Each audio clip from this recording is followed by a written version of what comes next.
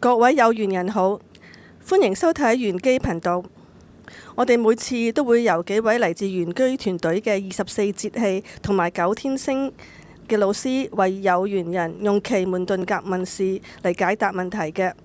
有緣人記得 subscribe、comment、like 同 share 啦。事不宜遲，去片睇下今期嘅個案分享啦。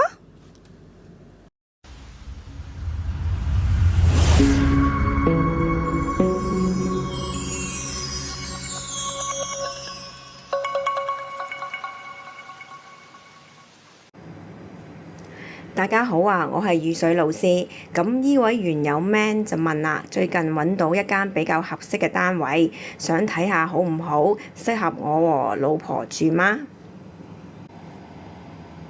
我就開咗個奇門盤，問測者日干庚落對宮屬金，問測者為緣人緣都幾好，追求完美嘅，宮位內邊有空亡，現時即係心裏都係猶豫不決，租唔租呢個單位好呢？咁個單位落坤宮屬土，生問測者嘅，即係都有利於問測者啦。咁單位唔差㗎，有天府太陰，仲有一個靚嘅格局，玉女守門，咁屬於個靚嘅風水屋，所以個單位應該都好多人想租或者買，因為有丁壬合住，可能已經俾人捷足先登落咗訂啦。咁問測者嘅太太落艮宮屬土嘅，跟呢個單位同屬性，都係有利於太太嘅。咁睇翻個結果啦，若果想租同埋呢個單位有空亡，即使成功嘅機會都係有啲渺茫㗎。咁有位網友咧就問啦，佢同呢位女仔咧有冇發展嘅機會啦？如果有，會唔會係爛桃花？有咩要注意嘅？大家好，我係小滿老師嘅。問測者戊土就落對宮屬金，宮位咧就唔差嘅，代表你現在嘅階段咧對感情係有一個期待嘅。咁而對方就代表呢個女士啦，就係癸水就落咗坤宮嘅，宮位係屬土，性格就開朗獨立啦。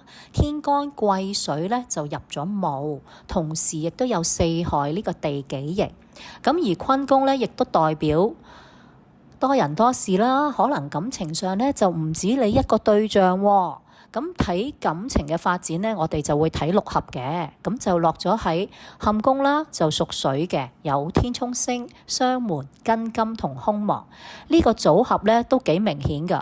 天沖星咧就代表突發啦，好難穩定啦。雙門呢就代表感情係受傷害，庚金呢就困難重重啦，再加埋空亡就代表感情係冇着落㗎，唔容易係開花結果啦。所以就算開始咗呢，都好大機會最終係唔成事，傷感收場嘅。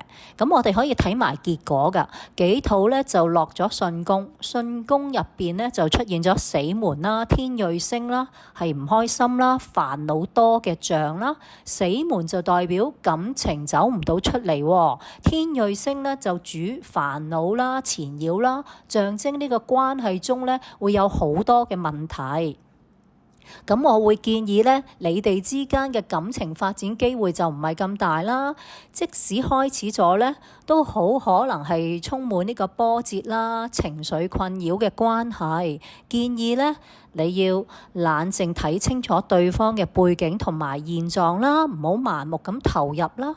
感情上呢，唔好太快付出真心，否則呢就真係容易受傷啦。如果大家需要更進一步嘅奇門運籌去解決難題，可以直接聯絡玄機客服，了解收費服務詳情。各位有緣人記得留言、讚好、分享同訂閱啦，仲要撳埋個鐘仔喎。我哋下條片見。